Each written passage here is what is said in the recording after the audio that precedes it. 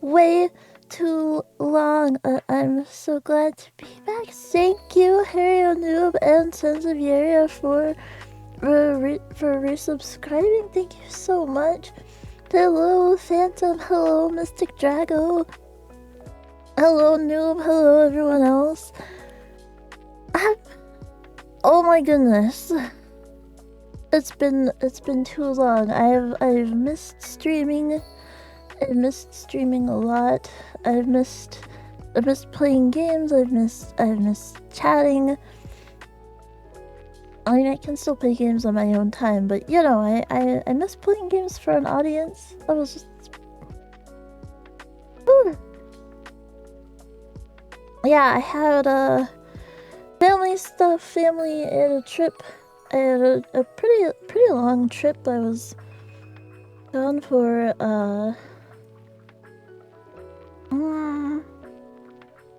10 days almost.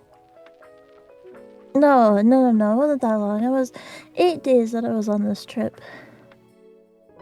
8 days that I was on this trip that I was out of my home. Either on the road or out in a campground in a forest. It was very beautiful. It was very beautiful. I won't share pictures, but just know there were a lot of really pretty trees, and I had a lot of fun, but it was also very stressful, and I'm very glad to be back. It was very dusty.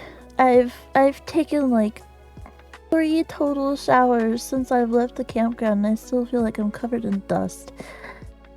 I do not like that feeling. I do not like feeling like I'm covered in dust. But it was overall pretty enjoyable, and the road trip section I thought was pretty interesting. Right before I left on my trip, I just like had YouTube open while I was packing, and I noticed a couple of videos about like roads. Because this was a fairly big trip, and you know, like the road trip part took like all day. I think it was like a 6-hour drive. Or yeah, 5 or 6 hours. So you know, that's most of the. I'd consider that all day. Not the longest, but still pretty long. You know, we spent most of that on interstate highways, and yeah, I saw this video about the interstate highway system that I thought was really interesting, that I decided to watch with y'all. Also, like, we did a lot of driving on dirt roads too, and where I grew up on Goblin Mountain, there are a lot of dirt roads too, and so there was also a video about dirt roads that showed up from like one of my favorite YouTubers. I dragged y'all through watching some of his videos before, so I wanted to watch those as well. And then after we watch the stuff about roads, so I was gone for TennoCon. TennoCon happened while I was in the woods with no internet, no cell service. So I have no idea what happened. I have a little bit of an idea, but it's like I wanna watch through that. I wanna watch some of the VODs and speculate on some stuff. I know I've had to like kind of take a bit of a step away from Warframe for personal reasons, but I can't step completely away. It is still really interesting, and I am interested to see like where the game goes and what they're doing with it, and yeah. Alright, let me get this set up. Okay,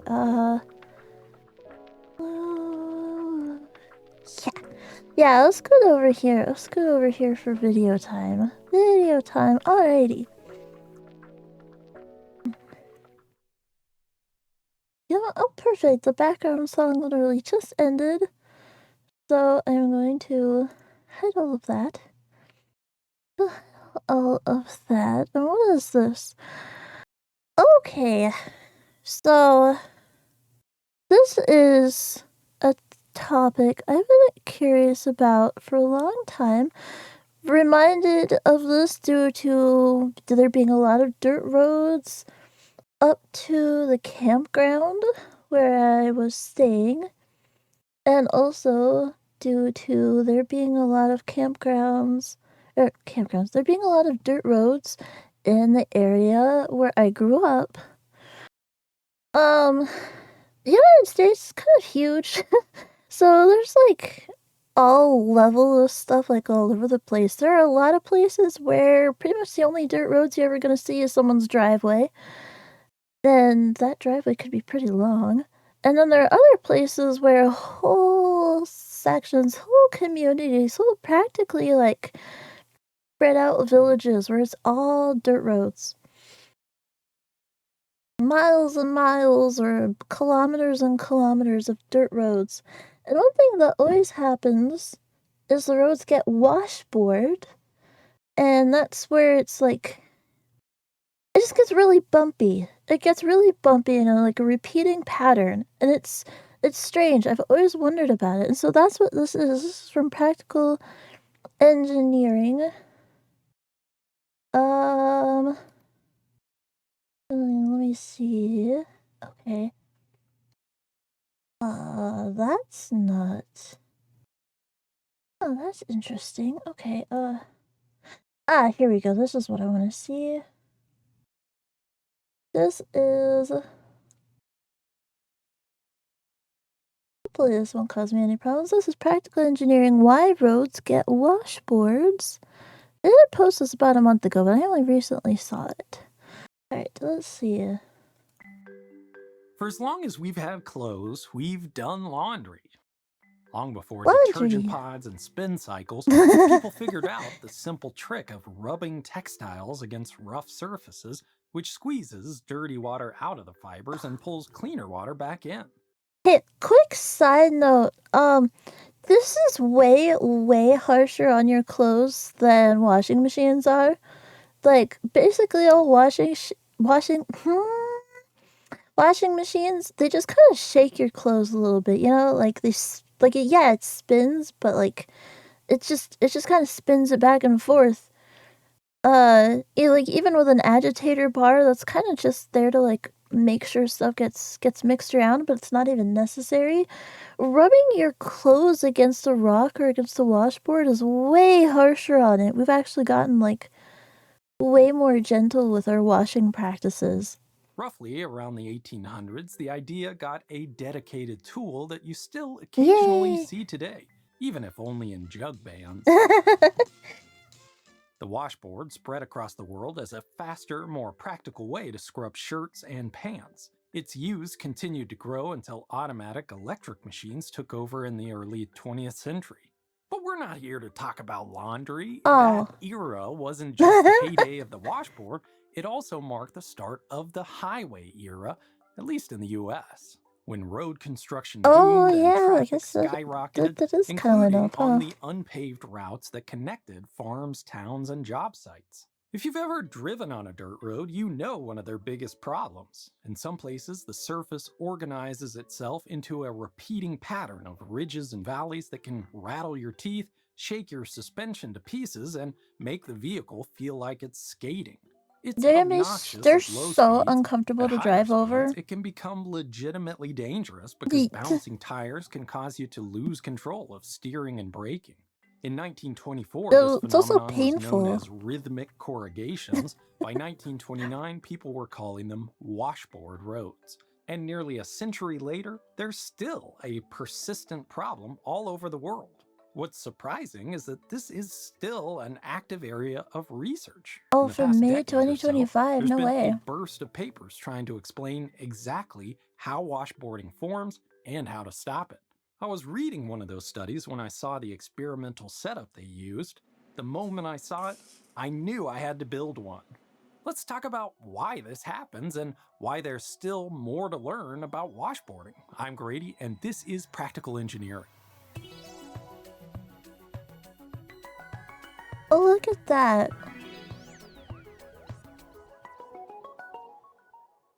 Roughly I love all the little 35% models of the he countless makes. thousands of miles of roadways in the United States are unpaved.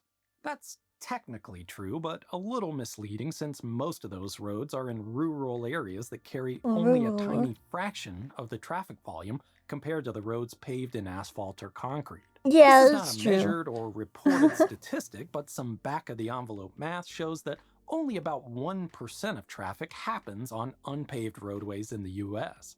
That's not true in other parts of the world, though. We call that outer layer of a road the wearing surface for obvious reasons. Of course, using a hard material like asphalt or concrete as the wearing surface has a lot of benefits. It cuts down on dust, it's generally smoother and more comfortable to drive on, it's easier and safer to drive at high speeds, and it's more durable. But as good as it is, paving doesn't make sense in every situation. The Almost second everything in worst part transportation engineering of is dirt an roads, economic besides decision. the washboarding, is Roads the seem dust. kind of mundane and That's simple, but awful. you have to consider the scale.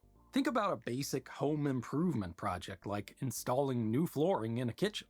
Maybe it'll cost you a few $1,000s. Then consider that a mile or 1.6 kilometers of two-lane roadway has very roughly 600 kitchens worth of surface area.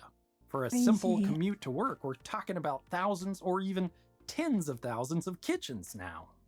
This is silly, but the point is that roads are extremely expensive, not because they're particularly sophisticated, but because they're huge. You don't get a monthly road bill. Could you imagine if roads were paved with tiles? Oh wait, that's literally what cobblestone is. Exactly, like ceramic kitchen tile, like what was shown in the video. That would crumble to pieces like immediately. But rocks with like grout in between, or just dirt, realistically, it's just dirt. Yeah, that is another form of road paving, or like small bricks. Very cool looking, very pretty, especially when the bricklayers put like patterns into it, but gosh, it's so bumpy to ride over. I don't like it. Particularly sophisticated, but because they're huge. You don't get a monthly road bill, but if you add up gas taxes, tolls, and the slice of general taxes that fund roads, the average household in the US is paying roughly on the order of an electric bill each month. So engineering decisions about roadways are largely driven by costs. Here's a simple example. An unpaved road is pretty cheap to build. Before we consider the traffic, it sits pretty low on this graph. But as traffic increases, so do the maintenance costs associated with. Okay, so since you said it was about an electric bill, electric bills are of course going to vary a decent amount depending on where you are and how much electricity you use, how many people in your household, if you're running a mini server farm or not. But for us, which is usually just like a couple PCs, uh oh yeah, if you're running air conditioning or heating, I'd say it's between about and $200 per month. For electric bills. Sometimes less. I've seen it drop to like $60 before.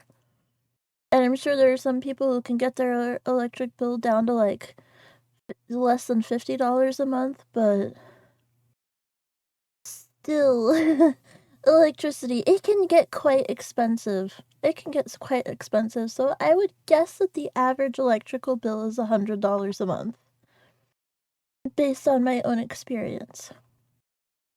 Regrading, adding new gravel that's lost over time, controlling dust through chemical application, etc. Its fixed cost is low, but its variable cost is steep because it's not as durable. A paved road is expensive to build initially, but it requires less maintenance, and that maintenance is less sensitive to traffic volume, so its variable cost is relatively flat. You can see there's a break-even point based on... Rent them for 10 months, that's crazy. I can't believe it's been 10 months. But it's July. August. I started streaming end of September. And I got affiliated in October. Oh my gosh! Time marches onward! Traffic volume, below which it makes more sense not to pave a road. And that's just looking at traffic. When you factor in other complexities like the availability of materials, the abundance of skilled contractors who can do the work, and climate factors, there are plenty of situations where paving a road isn't the best economic decision. In many countries, pavement is a luxury reserved for only the busiest highways. My point in all of this is to show you that washboarding isn't just a problem of the past, it's a real and present challenge, so it makes sense that we're still trying to understand how and why it happens. I mentioned... Okay, real quick, I'm gonna say, my mom always said that washboarding happens when people drive too quickly on the dirt roads. Like, that was just her always her go-to explanation, 'cause well, like he says, even dirt roads, like, all roads take maintenance. And so a lot of the dirt roads, every now and then, like, the city or the county or the state or whoever, they would send these big machines that would basically rake the ground and smooth out the surface of the road again. They'd regrade it. But then within, like, a month or two, there would be sections that would get all washboarded again. And so we'd always ask, "Why does this happen? What is going on?" My mom would always say that it was 'cause people were going too fast. So we'll see. I guess we'll see, like, how much that has to do with it, if, like, stuff going too fast is actually part of it, if there are other factors. Hi, IQ! We're learning about dirt roads right now! There's a lot of ongoing research into this Specifically question. washboarding. Those papers can be pretty hard to wrap your head around. So I figured I'd build a demonstration so we can see it happen Dirt in real time. roads! Are there a lot of these dirt parts roads in came from my Brazil? friends at Sin Cut Send.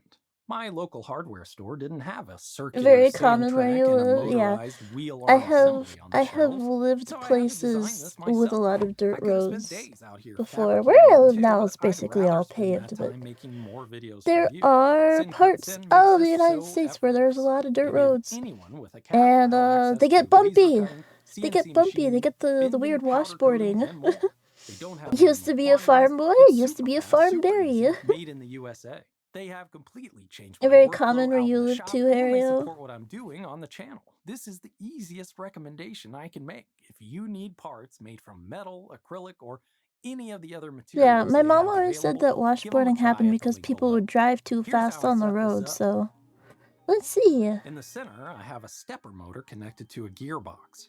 I chose a stepper because the hardware is relatively cheap these days, and with the built-in encoder, I don't need a separate system to keep track of the speed. The power supply and driver for the motor are over I here love to the those side. little models I'm that pretty he new makes. to They're this always stepper so stuff. cool. This is not related to washboards, but I just think it's cool. This controller sends pulses to the driver, which energizes the coils of the motor in a careful order. The trick is that it also knows whether the motor actually did what it said to do, so it can adjust or throw a fault if something goes wrong. For the 90s kids, it checks itself before it wrecks itself. Hey, come on now. But now I just have a button and a knob to do exactly what I want. This arm is attached to the gearbox and has a wheel assembly on one side and some bolts for counterweight on the other. The wheel runs in a circular track of sand I made from polycarbonate sheets. I use polycarbonate rather than my typical acrylic because it can flex more without breaking. Turns out that not much will stick to it though, so I ended up bolting the pieces together. Now that this is set up, I can just push go and It's watch what interesting happens. thinking about all the And different what happens materials. isn't really too interesting at first. This Yeah, does just about what you'd expect it to. The wheel digs a rut in the sand as it goes around and around the track. Right now it's moving at about 1 meter per second, or roughly 2 miles an hour. I let this run for an hour with pretty much no change in the behavior. But watch what happens when I ramp up the speed just a bit. And actually listen too, because it's easier to hear than see at first.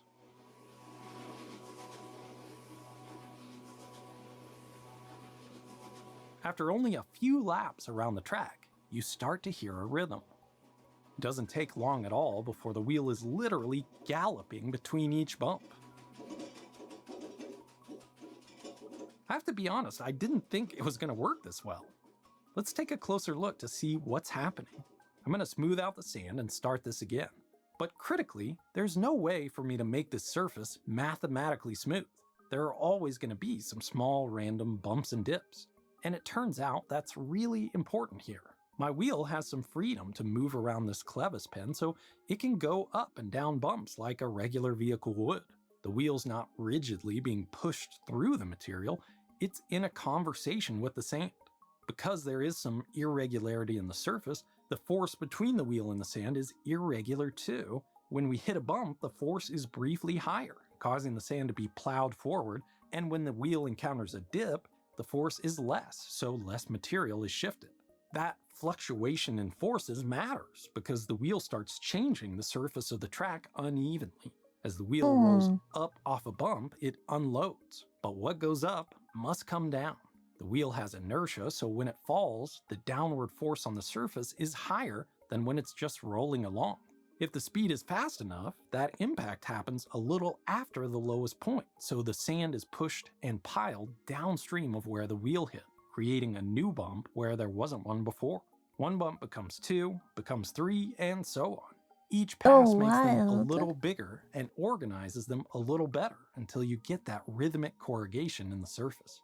Eventually, the bumps are big enough that the wheel follows a ballistic trajectory, literally jumping off the surface with each one and slamming back down on the other side in just the right place to push more sand up the following bump.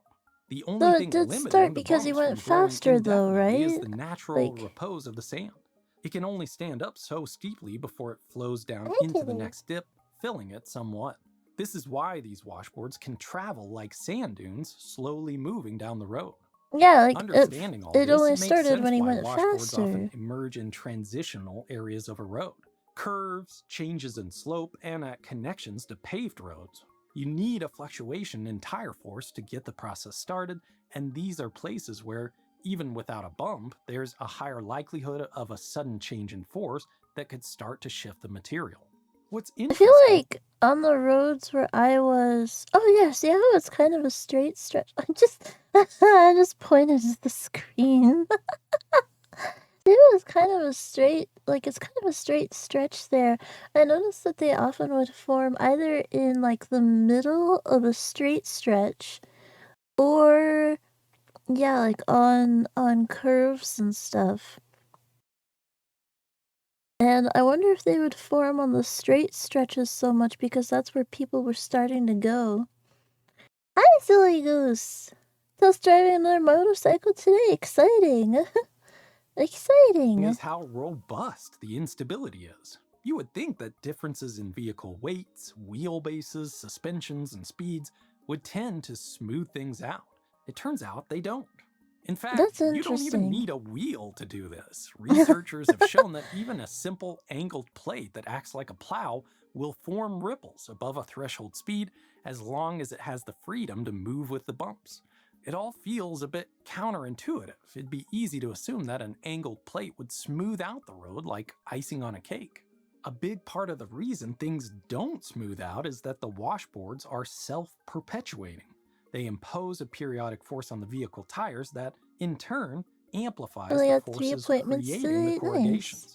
It's like the Tacoma Narrows Bridge, where the wind amplified the torsion, and the torsion amplified the wind's effect on the deck. A positive feedback loop of instability that only gets worse over time.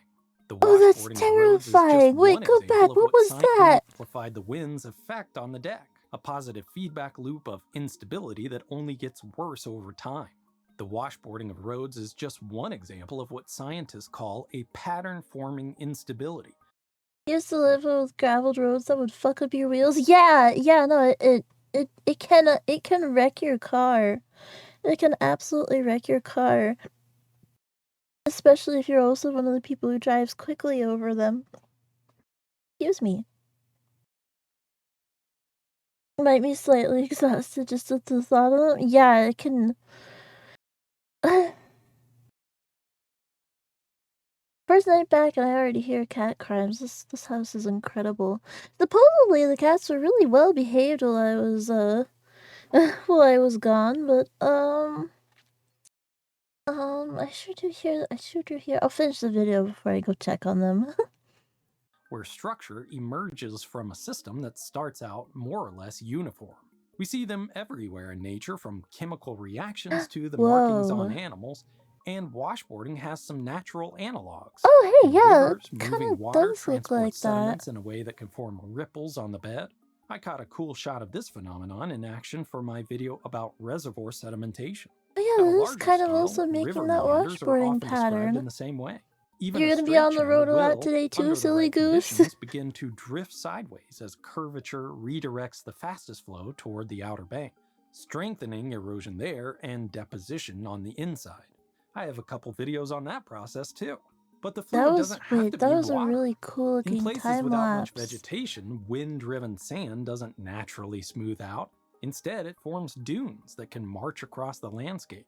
In all these cases, the same basic feedback loop is at work. The driving force reshapes the surface, and the reshaped Gonna be on the surface road for like 4 or redirects the so driving hours today. force. Oh my It's the same thing with goodness. washboards. Small bumps change how a wheel loads and shears the gravel, and that shifted, uneven That's loading almost moves as long material as in I a was on way the that road makes the for bumps today. grow into a repeating pattern. Characterizing the factors that play a role in the formation of washboarding helps you make engineering decisions about how to avoid it in the first place. The obvious solution is to use a more durable wearing surface like asphalt, but we've But already like you covered why described it's not earlier in the always video, the that's best not always option. Plus, possible. it's not like asphalt is immune to Oh damage. no. Speed is the most critical factor for washboarding. Maybe Speed slowing is down the is a most useful critical suggestion on a factor. personal driveway, but it's So my not mom was right. particularly viable as a Going widespread too solution on fast. public roads, especially the low traffic roads where enforcement of speed limits is less than strict. It's We want basically to get where we're going, non-existent. and we want roads that can safely handle the speed, so most of the focus is actually on the materials used in roadway construction. Typical roads. Washboarding on gravel is bullshit. Oh yeah. Yeah, I feel like when it's really a hard dirt, it also really sucks too. Cause it's like, how is that happening? The dirt's so hard. The rest of the video player, I'm going to Use a go base layer check below on the the wearing cats real course. quick. It can get a lot more complicated than this, but in nearly every case, the base material is usually doing the heavy lifting. The material used for road base is broadly graded, meaning it has particles of lots of different sizes, from gravel size all the way down to microscopic clay-sized grains. Often it's made from crushed rock, which naturally produces a good mix of particle sizes. All those different sizes, plus the angularity of the crushed stone, help the road base lock together into a dense, strong layer. It's actually pretty remarkable. If you've ever walked on well-compacted road base, it feels almost as hard as concrete. But remember that a typical road base is meant to be confined by some kind of pavement. You don't have to worry about particles being dislodged or shifted because they're trapped underneath the asphalt. So generally, the wearing surface for an unpaved road is going to perform best if it has more fines than a typical road base, locking those bigger aggregates in better and offering more resistance to shearing. This is a pretty careful balancing act. Too many fines and the road is excessively dusty when dry and slippery when wet. Too few fines and the surface won't lock together, leading to washboarding and raveling. It's a pretty fine line to walk for an engineer, and the trouble is that I it's don't have not any always salty a simple matter snacks. to source the right material. Road base is widely available because we use so much of it, so quarries and suppliers tailor their equipment and processes to meet those specifications. It can be much harder to get an aggregate operation to produce or blend a custom batch of material that works well for unpaved Bye! roads. In Good luck with fact, your except for the appointments. biggest projects with a commensurate budget, the material chosen. Wait, I'm gonna read your message. Could only have the Autobahn in Germany be unlimited because we have special roads. The roads in the US they typically can't handle those speeds from what you saw in a documentary at one point.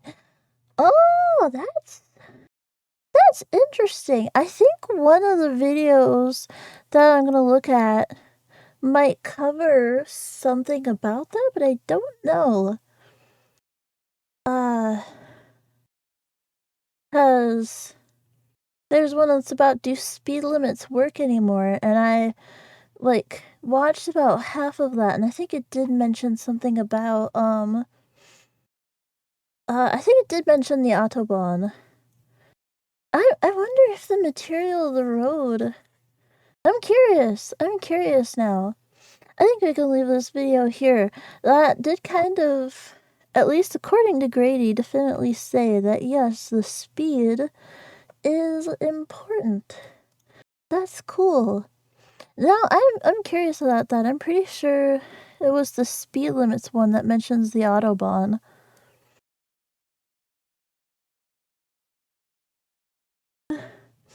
Speed is key. Something like that.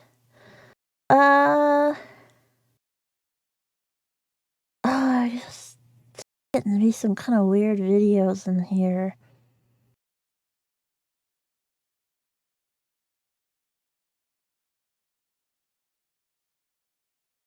I watch videos about this all day. Good old subject matter. Yeah. Speed is key. What was it? Happy Wheels? Was that what it was? That was the name of it? Happy Wheels? Alright, this video is by The Drive, and it's Do Speed Limits Work Anymore? Shout out to Happy Wheels for being, like, one of the first browser games at my school that got banned because of, I mean, extremely obvious reasons. Do you know anything about Happy Wheels? And, if you don't, to sum it up quickly, it's one of those little simulator games where you are moving a character on a bicycle or other vehicles, and your character gets dismembered very easily. Alrighty, it's still highly popular. I'm not surprised to hear that. It's kind of a banger, really. The only thing I think that would kill it is if they took it offline for whatever reason, which could happen randomly to anyone or anything, unfortunately. But yeah, it's a classic. A classic. Alright, do speed limits work anymore? Let's see. This is an American video, so it's all gonna be miles. Nearly died when Flash did? Yeah.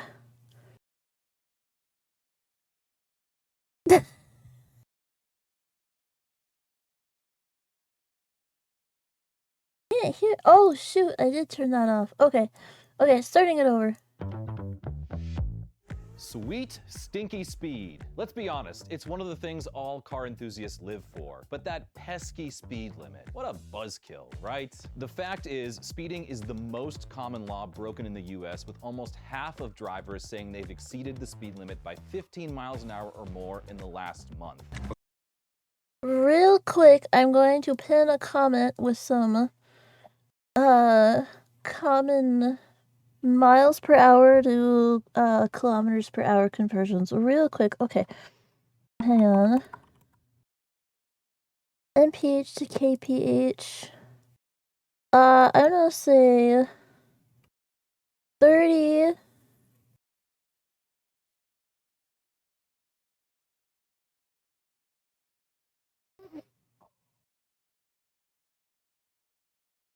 Wait, it's usually 35. Do 35. 35 mph equals 56 kph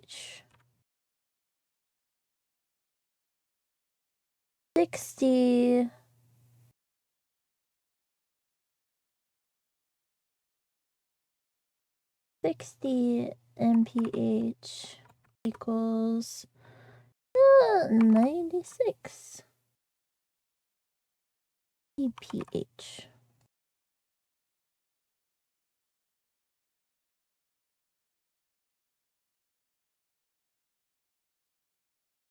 And I will also add, I think, 80.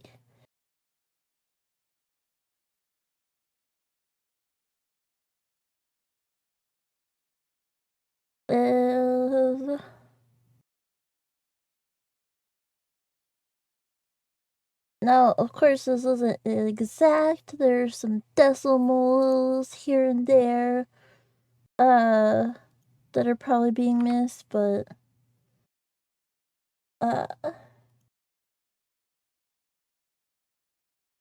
miles.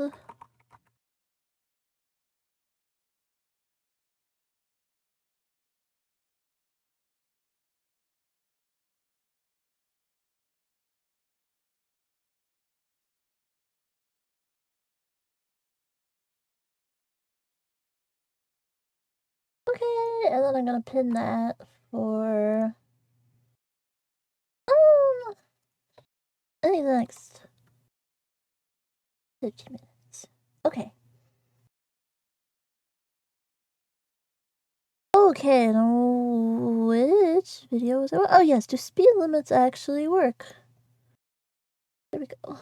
Was I speeding, officer? I mean, on my way over here to the studio to film this very video, I was speeding. But so was everyone else on the road. So it begs the Everyone question, else on the do road speed is limits also actually speeding, yes. do anything? Many states have asked that in the past few years with wildly varied results, and it turns out one of the biggest opponents of higher speed limits isn't the police. So buckle in and let's get started quicker than Police you will can drive say. so fucking fast. Need for speed. Now, as an American, obviously I want to ignore the rest of the world and just discuss US data. But there's one of the best examples the world has ever seen for this very subject just sitting right there, Right there. A beer and a brat. The Autobahn. Primarily championed by everyone's most popular time travel assassination target in 1933. Oh the my Autobahn God. is a network of over 8,000 miles of federal controlled access highways in Germany, not dissimilar from our own highway system in the US. The Autobahn has become a concrete haven of automotive freedom. It's most famous for having no speed limit on 70% of its network, denoted by this sign right here. The fastest speed 70% of its network, denoted by this sign right.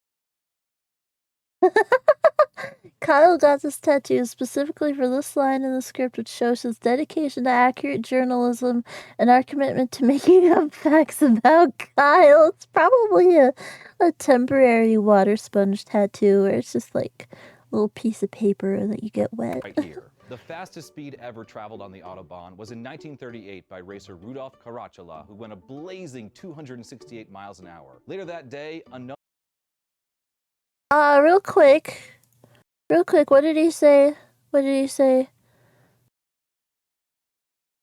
Rudolf Caracalla, who went a blazing 268 miles an hour. 268 miles an hour is 418 kilometers per hour. Oh my goodness. Wait. 1938 by racer Rudolf Caracalla, who went a blazing 268 miles an hour. 268 miles per hour. Okay, 431 kilometers per hour. That's crazy fast. Crazy fast. Later that day, another racer named Baron Rosemeyer tried to break the record and died during an attempt, which doesn't look great for the speed limits don't matter theory. Also in 2009 on the A2 near Hanover, the Autobahn was the site of a 259 car pileup. The number one cause of accidents on the Autobahn is speed. Number 2, tailgating. Tailgating done by people who want to speed. On the surface, that might make it seem like a speed limit would prevent deaths, but actually less than 10% of fatal accidents in Germany happen on the Autobahn. As a matter of fact, that 259 car pileup I just mentioned, it shockingly resulted in 0 fatalities. Plus, when you compare the Autobahn's numbers to US numbers, they're all in metric. What the hell's that?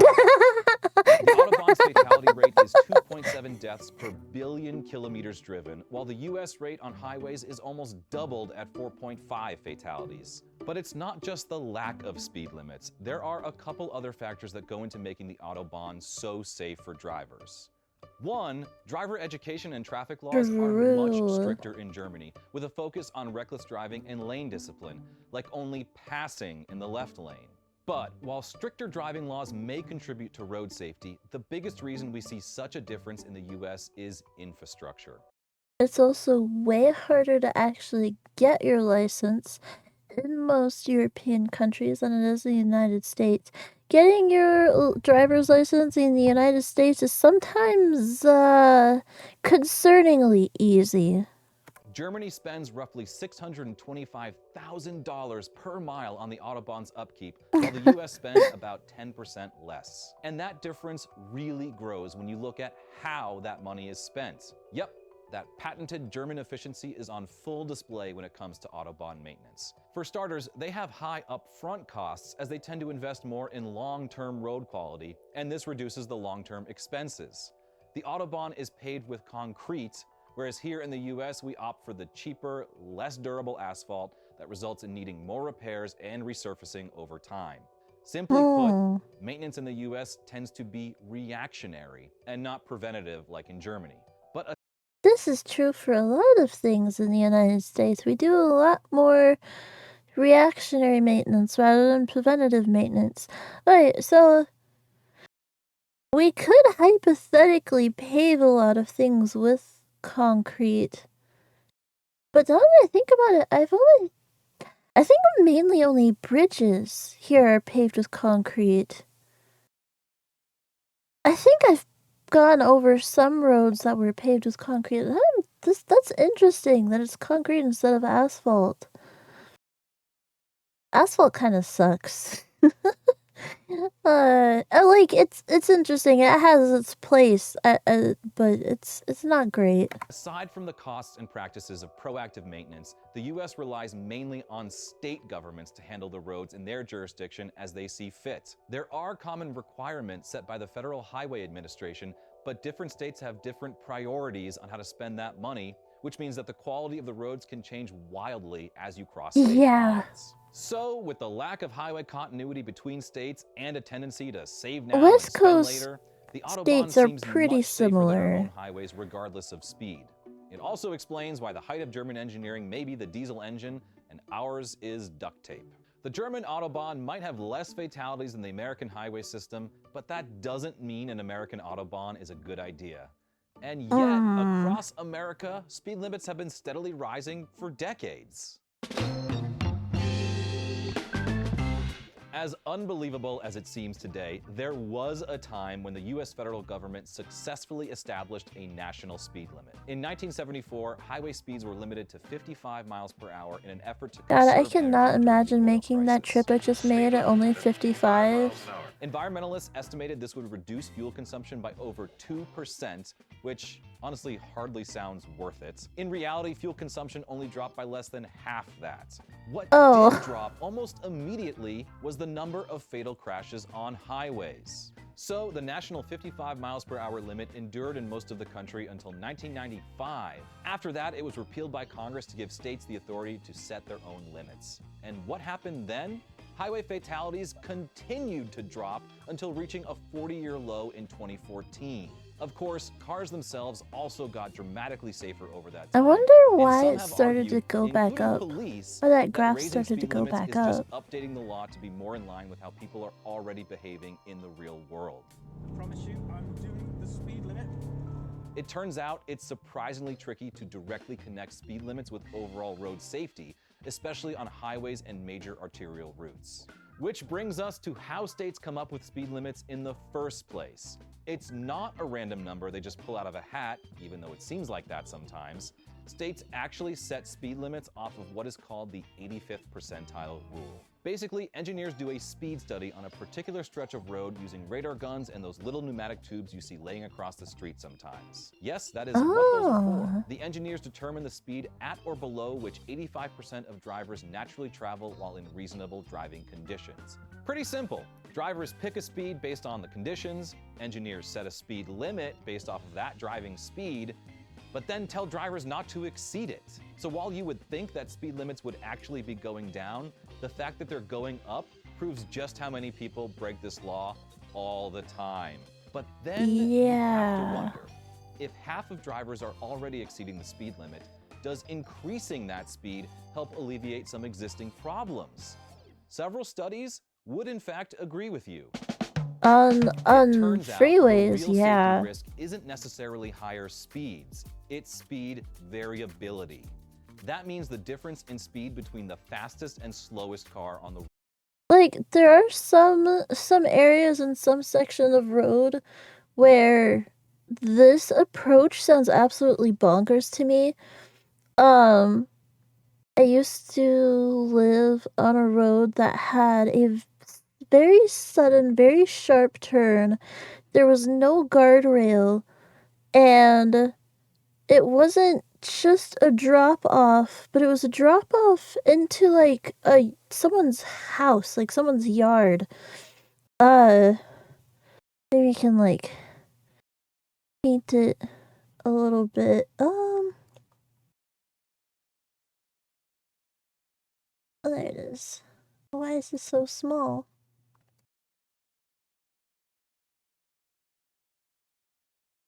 Come on. Why are you like this? Ad break starting soon. Okay. So the road went like this. And then there was a sudden, very sharp turn. Kinda like this. And then right here was a driveway. Goes around, and then right here was a house and a yard and like stuff like that, right? So do. Well, actually no, it was a double line. Who am I kidding? It was a double line right here. No passing. No passing right here. It was a double line. But no guardrail. And I'm pretty sure that the speed limit for this was 50 mph, which real quick would be 80 kilometers per hour. Gosh, 80.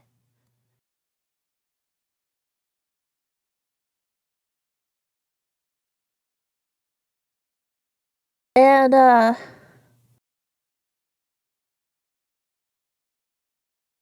let's just say that like cross section, side view, right? Like here's where the road is. And then there was just like this drop.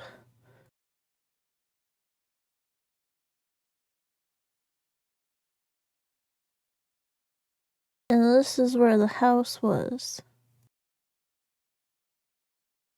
So cars. What was that?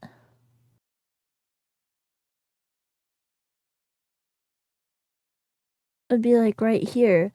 And someone was speeding, was going more like 60 miles per hour and 96 kilometers per hour, which wasn't actually that much higher than the speed limit. Speed limit was only 50. but someone was still going 60, which is like simultaneously not that much faster, but it's still pretty fast. And it was raining, and they skidded off the road and landed on the house. 'Cause it was honestly closer. It was more like this. It was really close. They landed on the house. And I think people died. I think there were fatalities. And so, like, then after that, the speed limit was changed to 35 for that turn. So, because, you know, at that lower speed, you're way less likely to lose control of the car if the conditions are not ideal, like if things are raining. And also if there was no guardrail. There was a house right there and there was no guardrail. It was very scary. Very scary. It was very, very upsetting too. Yeah, so this is the whole little reason why, maybe that method of determining speed limits might be fine for, like, major highways, but, like, slower back roads, maybe not always the best. Maybe not always the best method. Maybe not always the best method. I think there are times when the setting speed limits a lot slower does generally make a lot of sense, especially if they're like, we'll call them S-curves, right? When like the road's really curvy, you do not want to be driving quickly down those. You definitely want to slow down. But if it's mainly a straight stretch, or this curve, I'm gonna like adjust this a little bit. It really was a very sudden, very, very sharp turn. And you almost couldn't see it coming either, like the way the road curved here. It was really scary. Yeah, that was a distressing moment when the car hit that house like that. Ah! But back to the video. Speed variability is another thing that affects safety. That means the difference in speed between the fastest and slowest car on the road. We see this in racing all the time. WEC hypercar racing is partially as dangerous as it is because there are also much slower GT3 cars on the track at the same time. Whereas NASCAR That was a lot of cars letters. are roughly doing the same speed, so they can drive real close to each other, and they almost never... Oh no! Okay, maybe NASCAR is a bad example. But speed variability isn't just about obstacles and reaction time. There's also psychology to it. Higher speed variability causes tailgating, which leads to road rage, or lane changes, which makes congestion so much worse, potentially leading to more aggressive driving. Research by Tailgating is so awful. and the Institute of If you Transportation tailgate, Engineers stop it. shows that increasing the speed limits can actually Stop. reduce speed variability and road rage Nothing, just an incident. Road rage incidents that lead to unpredictable driving environments without significantly impacting safety. That looks like a win to me. If everybody is speeding, it's a lot safer than if only half the people are speeding, which we already know they do. And there's also an economic and environmental positive. You've all looked down at your MPG reading and noticed that it's worse when you have to accelerate. If you're able to maintain a constant speed, your overall fuel economy is better and emissions are lower. If you have to keep braking and accelerating due to speed variability, That person camping in the fast lane is actually causing the stack of cars behind them to burn more gas. So it's settled then. Speed variability is the real enemy, not actually speeding itself, right? It's also got to do with If traffic. only it were that easy. It turns out that when you take speed variability out of the equation and everyone is driving the same speed, there is still a negative effect to raising that speed. And that's because speed variability is not just about the difference in speed between you and another car, it's also the difference in speed between you and that stationary thing at the side of the road, be it a signpost, a tree, or a person. As Jeremy Clarkson once said, "Speed has never killed anyone. Suddenly becoming stationary, that's what gets." because of this, one of the biggest Yeah, going opponents fast by doesn't kill you, far but to increasing stopping speed really limits fast is does. insurance companies. So, actually, if I remember correctly, I'm pretty sure that traveling really, really quickly can, place, like, its own... It can cause its own damage to travel really, really fast. Just, you're not gonna get that fast in a car. Shocker, right? The Insurance Institute for Highway Safety conducted a study in 2019 that looked at speed limit increases across the US between 1993 and 2017 and found that for every 5-mile-an-hour bump, the fatality rate increased by 8.5%. Much of this can be attributed to the increase in stopping distance at high speeds and less reaction time afforded to drivers because of it. Now granted, technological advances have decreased the average stopping distance over time. Things like anti-lock brakes and better materials and tires have been shown to reduce stopping time by 10 to 20% each. But the rules have to be written for the lowest common denominator. Oh yeah, if Not you have a every car, commuter remember is to get running your Continental tires rotated. Today's video is brought to you by Continental Tire. Listen, I know how it is. Tires are the last thing on your shopping list. But finding the right set, that's it.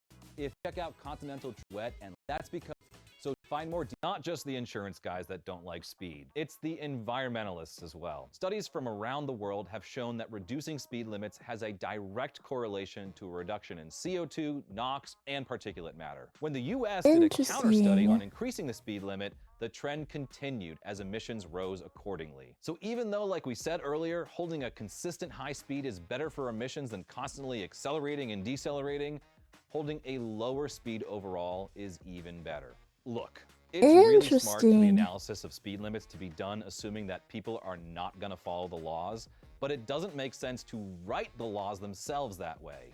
The speed limit is designed to keep the worst drivers on the road somewhat safe, even if we all know we can go a little bit quicker. Although I do like the German method of focusing more on reckless driving and lane discipline than actually punishing speeding. I think we can do both. That's kind of how it works here in California. I think we can do both. No one drives the speed limit, but you only get pulled over for it if you're driving like a jerk. So do speed limits work? It depends on the context and what exactly we mean by that.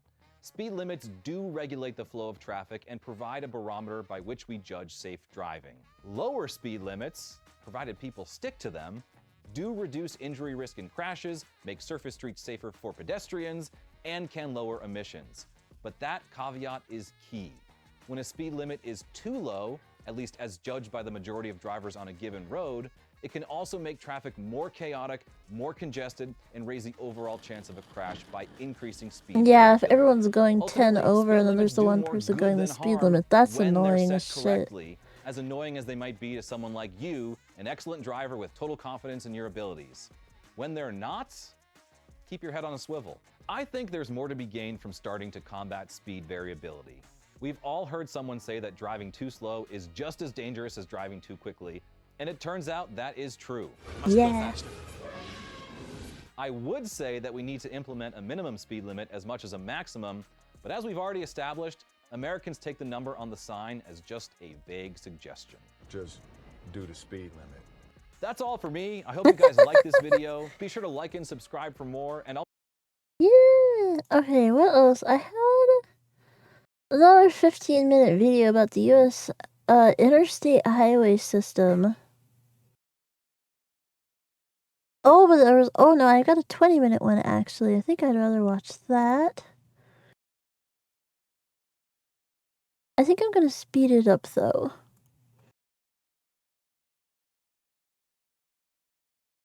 I'm gonna speed it up a tiny bit.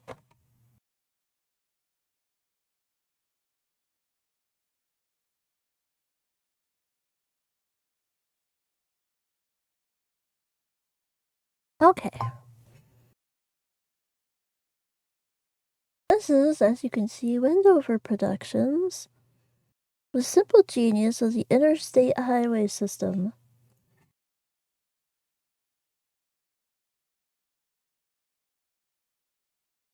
Interstate highways in the United States are honestly pretty interesting.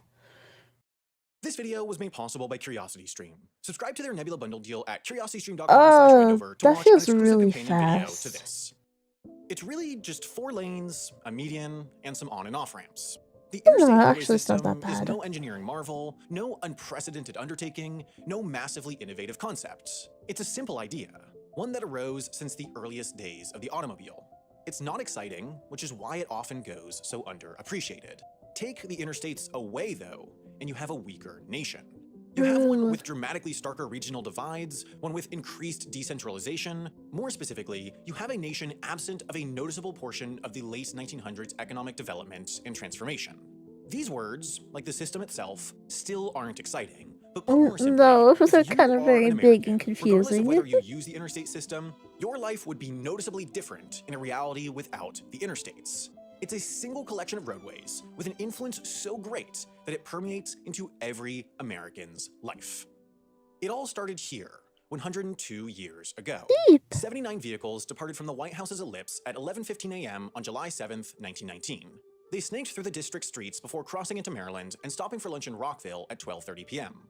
The coupling on one of their kitchen trailers broke, and a car's fan belts too, but all in all, it was an uneventful 7-hour, 46-mile, 74-kilometer journey to the Frederick Fairgrounds. 4.5 hours later, they woke up, left, drove, arrived, and slept again. This cycle repeated itself. Day after day, they cut 40 or 50 or 60 miles deeper into their westward journey. The convoy climbed through the heights of the Appalachian Mountains, trekked through the mud of Ohio, before crossing the Mississippi River at 4:10 p.m. on July 22nd. From there, they entered an area defined by desolation.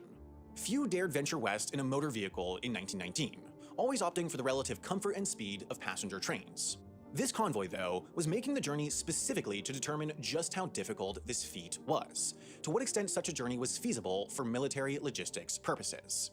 The Of answer course, came military quickly. reasons. Despite routing themselves on the most developed transcontinental road of the time, the Lincoln Highway, they constantly had to divert around disrepair, physically disassemble covered bridges to get their trucks through, and fight physics on roads too narrow for an oncoming car to pass.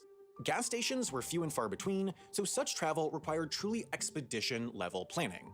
Each time they entered a city, though, they were greeted by hordes of intrigued locals and dignitaries, but those crowds thinned as the convoy crawled further into the desolate West.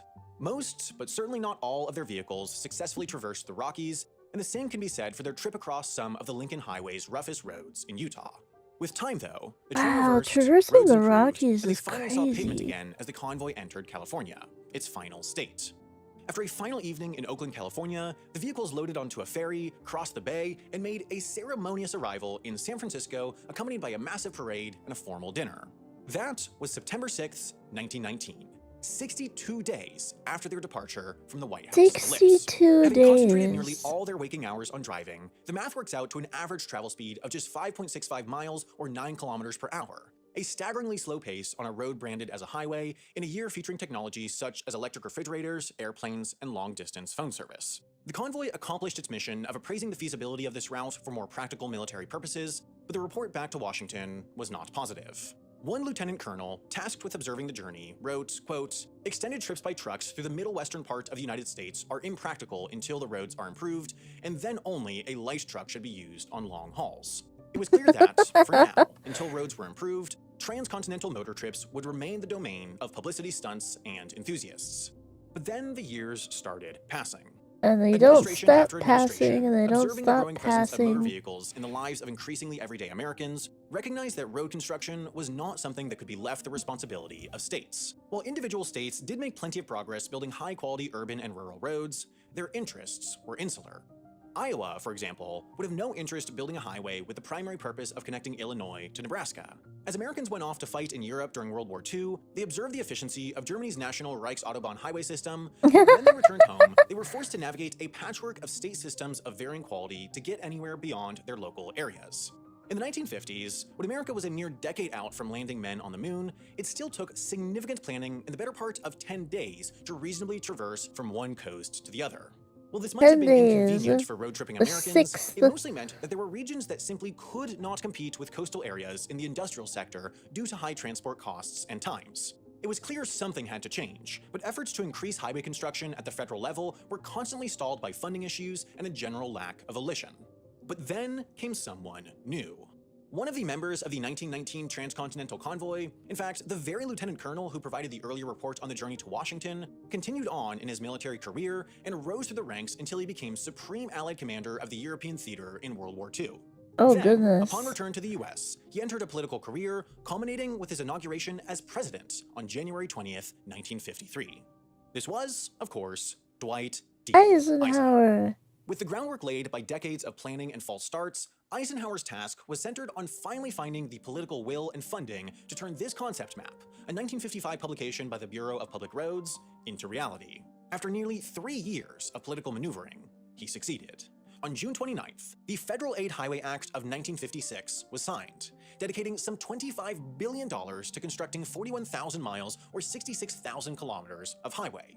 Unlike previous attempts at similar programs, the federal government would now pay 90% of the costs of these interstate highways, with individual states responsible for the rest, largely funded by a hike in the federal gas tax. Just 3 months after the bill's signing, paving work began on a section of Interstate 70 in Kansas, and 2 months after that, the same section opened to the public, representing the first miles of a system that would engulf the country over the coming decades. Now, whether it's I-40 in Tennessee or I-90 through Idaho, the way these roads were built was highly standardized. That was, after all, the point. These standards are codified in a simple 8-page document entitled A Policy on Design Standards Interstate System. To start with, fundamentally, interstates must have controlled access, meaning the manner in which vehicles enter or exit the roadway must be controlled through on- and off-ramps. That's why, unlike with many state highways, you never see intersections with stoplights on interstates except when rules are violated. The standards also set out a minimum speed, 50 miles or 80 kilometers per hour in urban and mountainous areas, 70 miles or 110 kilometers per hour in rural areas, and maximum grade, up to 7% corresponding to 370 feet of elevation gain per mile of road or 70 meters per kilometer, depending on speed and topography. There must be at least Basically, 2 you're lanes not in each gonna have direction of travel, crazy 12 feet or hills. 3.5 meters in width, with a cross slope, essentially an angle to allow for rain runoff, of at least 1.5 and ideally 2% grade. Tunnels and bridges must have at least 16 feet or 5 meters of vertical clearance, although less is allowed through urban areas as long as an alternate route with 16-foot clearance is available. Aside from a few smaller details, that's the entirety of the Interstate Highway Design Standards. It's incredibly simple. Implementing this nationwide, however, was no simple endeavor. Yeah, no When the project kidding. started in the 50s, 1 mile of interstate cost some $8.5 million to construct, or $5.3 million per kilometer. However, through the decades, as labor costs rose and the simplest sections stood completed, this ramped up to over $34 million per mile, or $21 million per kilometer. Unsurprisingly, the interstate system so quickly blew much. past its original $25 billion budget allocation, Yeah, no but kidding. people and governments were convinced. The project gained more and more funding and was reaching completion by the time the 80s turned into the 90s. To complete the original vision, just one last section remained, a 12.5-mile, 20-kilometer stretch through Glenwood Canyon, Colorado. With 1,000-foot walls flanking on each side, little room exists aside the Colorado River for a roadway, but a complex collection of bridges and tunnels were constructed at a cost of $960 million, inflation adjusted, corresponding to $75 million per mile or $47 million per kilometer of roadway. Once this engineering marvel was completed in No 1992, way. however, the nation was connected, and more than 2 decades after his death, Eisenhower's vision was realized. His 62-day transcontinental expedition from 1919 now takes a mere 42 hours. In such a decentralized country, consisting of a patchwork of Whose time states, does it each with take to unique cook a governments, new laws, Warframe? cultures, and more, the consistency of a nationwide federal transportation system is, in and of itself, unique. It is one of the most regular interactions Americans, especially in far-flung western and southern regions, might have with a federal program. Today, the largest urban center located further than 25 miles or 40 kilometers from an interstate highway is Fresno, California, with a population of about 500,000. In fact, only 14 cities with over 100,000 people are located further than this distance. Even Alaska, Hawaii, and Puerto Rico are now included in this program, despite the fact that their interstates don't actually extend interstate. With wide lanes, smooth turns, consistent grades, and more, these highways are remarkably safe. While nationwide, the US averages 1.3 deaths per 100 million vehicle miles traveled, interstates, for the same 100 million vehicle miles, observe just 0.55 deaths each year. Crashes Incredibly, happen that means all the that, time, assuming the but yeah, alternative they're is often equivalent to not travel fatal, on I guess. non-interstate roads, this system is responsible for saving about 6,500 lives per year. Beyond the moral component, the innate human desire to preserve life, the US Department of Transportation, on a statistical basis, values a human life at $11.7 million when evaluating potential safety standards, so the safety profile of the interstate highway system by itself has a theoretical economic impact of about $75 billion per year, therefore easily justifying its cost alone. But then there's the more direct impacts. Among the more populated states, construction disproportionately took place in southern states such as Georgia, South Carolina, or Arkansas on a basis of miles constructed per capita. Then, in less populous states, the interstate disproportionately penetrated the American West, with states such as Utah, Montana, Nevada, and Wyoming receiving the most miles per capita. Therefore, it was the South and West that received the greatest impact. In essence, what these roadways did was connect the US's economic centers to the periphery, so the periphery had the most to gain by, effectively, reducing the relative distance to centers by a factor of 30% on average. In the case of Interstate 5, for example, which runs along the entire west coast from the border to Mexico to that with That's Canada, the one I was on California, the state that encompasses all the week. majority of its distance, actually sees the smallest benefit. That's not to say the benefit is small. The removal of the interstate would correspond to a 6% loss in overall income in the state, but Oregon, the 12th most sparsely populated state in the nation, would lose 15% of its income if I-5 simply disappeared. It'd also It's be an worth fully absolute considering just how ditch to get staggering like that from statistic Washington to is. A California, single, or to get simple from northern four-lane Washington to roadway stretching some California, 300 miles or to get from 500 Southern kilometers through California Oregon, to Northern attributable for California. 15% of its income. I-5 This is does, deeply however, important make sense. to Oregon's economy, traveling through the significantly undergirded by the states. natural resources, manufacturing, and agricultural sectors, is highly trade dependent. The state does not, however, have any major export ports, so when a manufacturer in Salem, Oregon, for example, needs to transport the finished products to the port of Oakland, it would likely hire a truck to take the 9-hour journey south on I-5. The shortest non-interstate route, however, would take 13.5 hours on roads with potentially burdensome weight restrictions, inadequate facilities, low bridges, and other constraints. It just makes getting product out harder. Now, ultimately, transport cost is rarely an enormous portion of a given product's cost. A 5-cent increase on a $10 product produced further from Oakland isn't massive, but that's not the context that matters in the competition between places for industry. If the options are between a state that has a conduit enabling lower cost, reliable, fast transportation in and out, and all other factors are the same, why would a manufacturer decide to locate in the more poorly connected place? The economy is a competition, and in competition, the smallest margins matter even when they don't in a non-competitive context. Considering the alternative was the status quo, individual states building their own highways, disconnected from any national program, this program caught the states that couldn't afford massive infrastructure projects, many of which were in the South and West, up to the rest. Therefore, interstates made these states more competitive by reducing their relative distance to the rest of the world. That's not to say the program was perfect, though. Just as much as it proved revolutionary to more rural areas, it gutted cities. Neighborhoods, predominantly poorer ones, were leveled to the ground to make space for interstates and their associated infrastructure. This often created clear physical barriers between certain neighborhoods and urban centers, which reduced opportunity in these excluded neighborhoods. They also had the effect of encouraging reduced density, which increases the environmental impact of cities, creates scenarios where job opportunity is linked to car ownership, and additional potential negative impacts. A lot of times, the way in which interstates interact with cities was often if an interstate cuts through a city, the other side of that interstate, like, it could just as well be a different city. It could just as well be two different cities sometimes. Like, with how much of a pain getting on and off of an interstate can be compared to other urban roads, it's, it sucks. poorly planned and executed. But when examined in aggregate, the interstate highway system is one of the best investments the United States ever made. While by no means unique to the United States in concept, the vastness and regional disparities in the country meant such a system had a uniquely powerful impact. For every dollar spent on the program, it has returned at least 6 in economic benefits. In the context of nations, connectivity is power.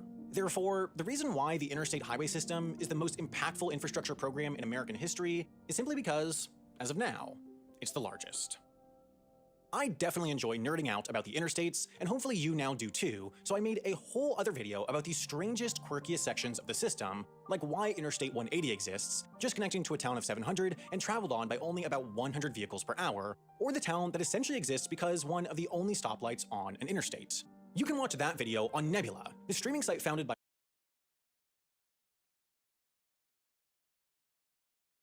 Whoop. Yep.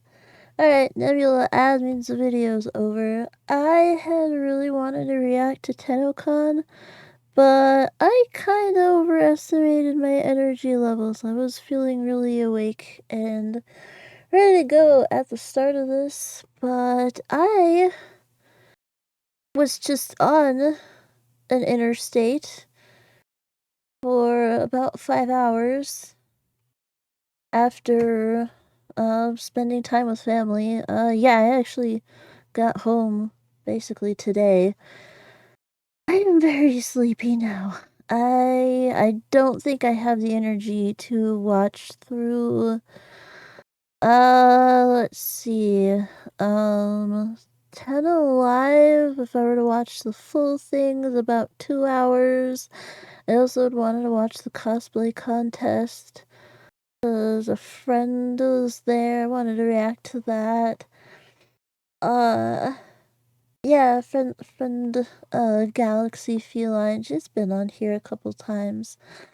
She was on the cosplay, she was Valkyrie. I wanted to catch that since I didn't have any, internet while that was happening. But, unfortunately, I think I am way too tired. I am way too tired to actually go through with that.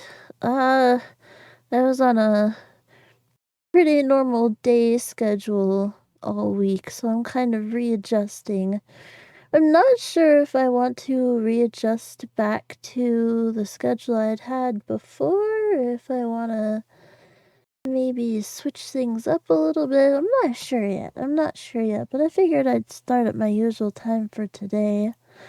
But I think I will see. I think I will see if there's anyone online now that I can read out to. And, ooh, straight up gamers playing Power World. Okay, I'm gonna send y'all there. Cause, yeah, straight up gamer is cool. And I guess there are drops as well for Power World. Power World is a game I am thinking about playing. Latte! No, you just got here. Hi, Latte! Welcome in. Welcome in. No, I am Sleepy Berry, unfortunately. But, yeah, no, I think I might play Power World. It got the 1.0 release, so, that's something I wanna play. I wanna play Mecha Chameleon at some point. Gotta gather a gaggle of friends to play Mecha Chameleon or Mecha Chameleon, whatever it is. I am way too sleepy though. Oh my goodness.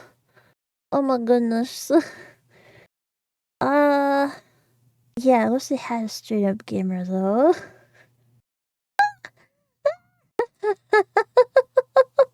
Latte, I just need to say, with the pebbles in your shoe, I was wearing drink a 5-hour energy. No, drink 5-hour energy. No, I will explode. Okay, but Latte, with your curse of pebble in your shoe, I kept getting a stick in my shoe. I kept getting little bits of sticks in my shoe, and I had to think of you every single time. Every single time I get a pebble or a piece of stick in my shoe, I'd be like, oh my goodness, this is Latte cursing me for not being in the group chat. I had to think of you every time. It was so funny. Okay.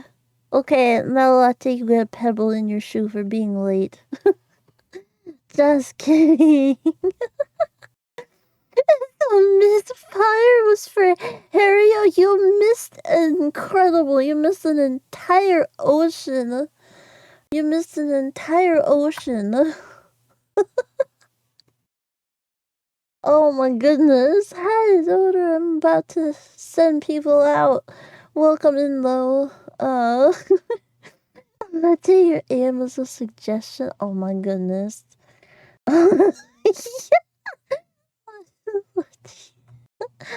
Okay, so straight up gamer now. Thank you everyone so much for coming back, and thank you for the welcome back. I will try to stream more regularly this month. It's been crazy. I'll try to stream more regularly for the rest of the month. We'll watch the TennoCon stuff tomorrow. And I think we'll actually play a bit of Warframe because the relay is still there. And that's all for me. I will rest. Everyone else, you have a good rest of your day, or rest well if it's nighttime for you. And that's all for me. Bye.